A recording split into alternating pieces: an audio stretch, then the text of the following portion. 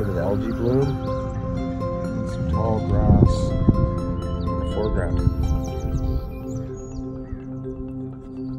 Keep it simple, right? Try to keep it as loose as possible. Some little bulrushes,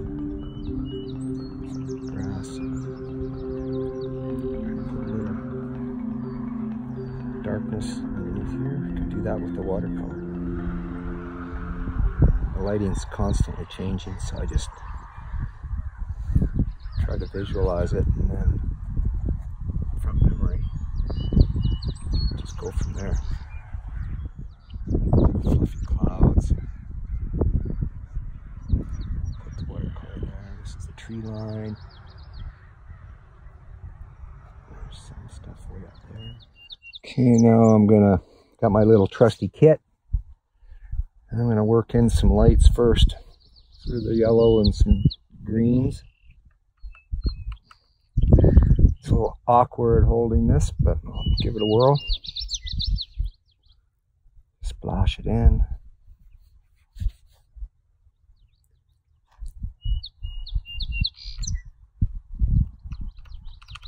There's a lot of green in that yellow actually. And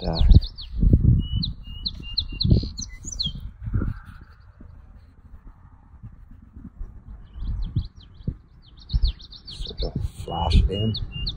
Just a little bit down here, work it in.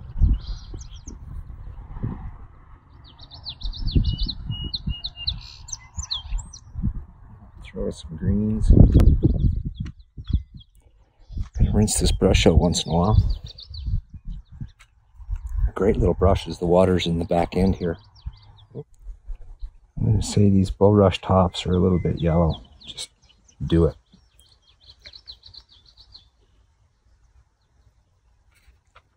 Got a little bit of darker colors over here. I can try to use some ochre. There's a bit of reflection from this pond. The yellow is coming in. See if I can jimmy up some of that stuff.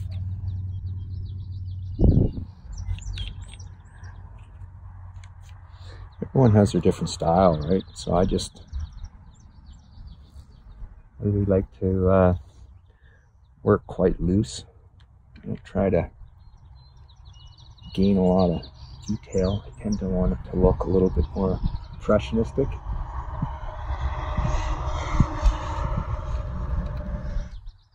That roughed in.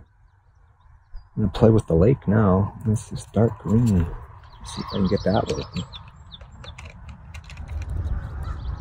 So, anyways, this is sort of what I'm doing. So, I'm going to blend a little bit of blue sky. It's going to have a bit of green. It's very light back there. So I got to find the right blue. Don't want to spill this on my sketch.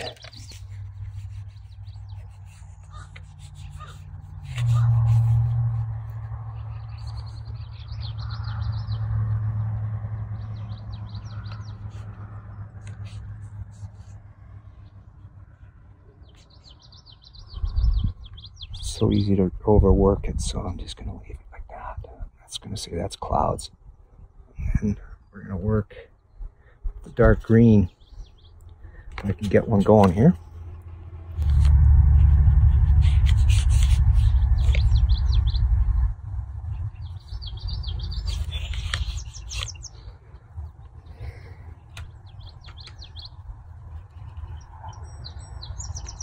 So we just leave it like that.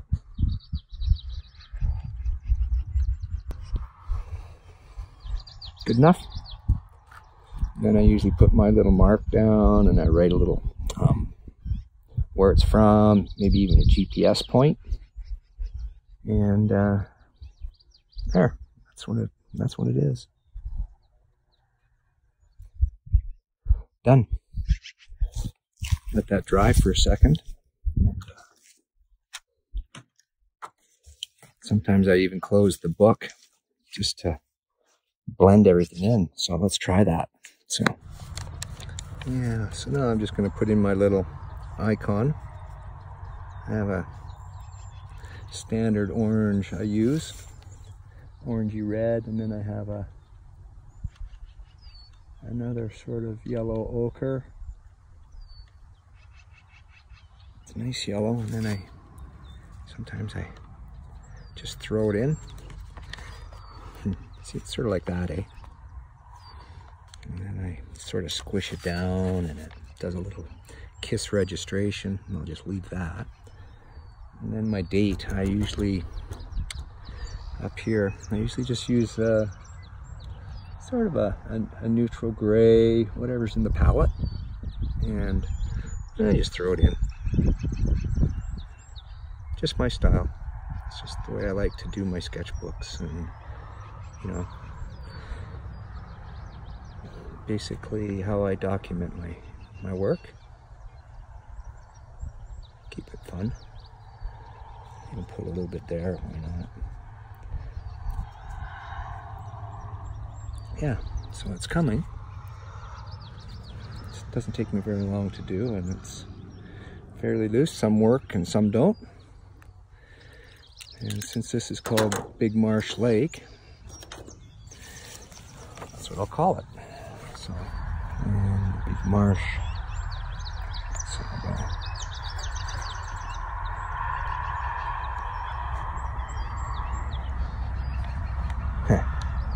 I like having fun with my type.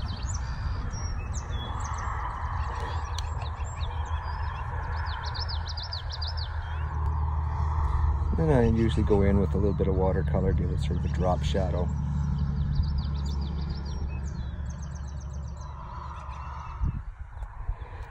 And I'm just going to stick lake. It's sort of, doesn't have to be big. So what I'll do is I'll just run it across the bottom here in the middle. I'll center it somehow.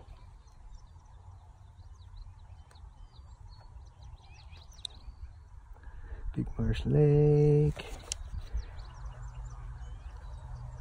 There. Keep it simple.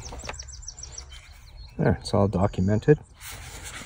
The Big Marsh, I'll put a little drop shadow, probably a contrasting blue, gray blue. Let's just try that. Keep it very loose.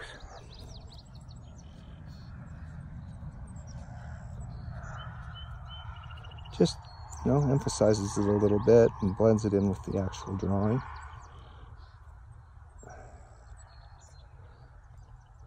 I'm in the process of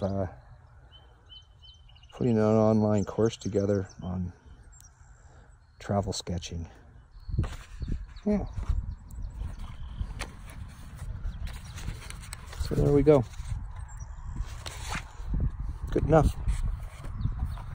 That's my book.